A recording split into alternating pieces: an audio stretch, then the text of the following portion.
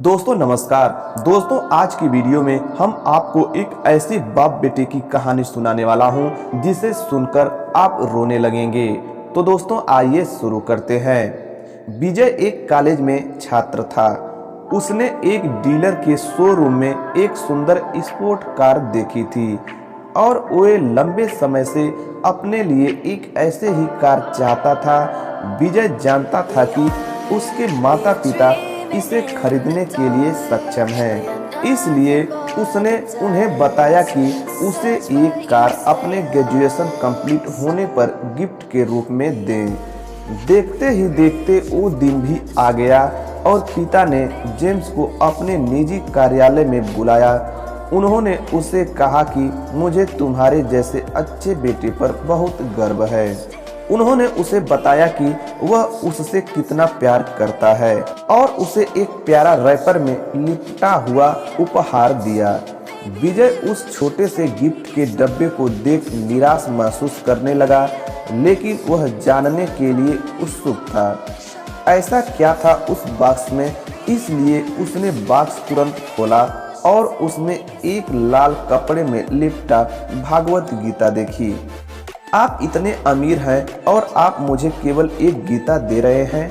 काफी गुस्से से अपने पिता पर वो चिल्लाया और अपनी नाराजगी और गुस्से के वंश के कारण आकर अड़वाने न आओ न ताव देखा तुरंत घर छोड़ दिया। काफी साल बीत गए। विजय अब एक सफल व्यापारी बन गया था। वह अपने जीवन में खुश था। उसकी शादी हो चुकी थी और उसके 2 बच्चे थे। उनका परिवार एक सुंदर घर में रहता था, लेकिन उनके पिता के साथ टूटे रिश्ते के कारण उनकी आत्मा अभी भी आह थी। विजय अपने पिता का घर छोड़ने के बाद कभी उनसे नहीं मिला था।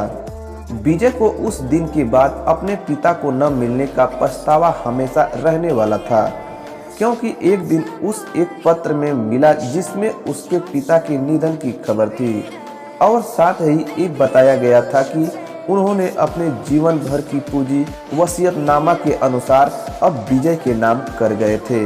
अपने पिता की सारी संपत्ति विरासत में मिली तब विजय अपने पिता के घर पहुंचा और कुछ महत्वपूर्ण कागज की तलाश करने लगा और गलती से उसके वही भागवत गीता का उपहार लिपटा हुआ मिला, जिसे देख उसे फिर उस उदासी का एहसास हुआ।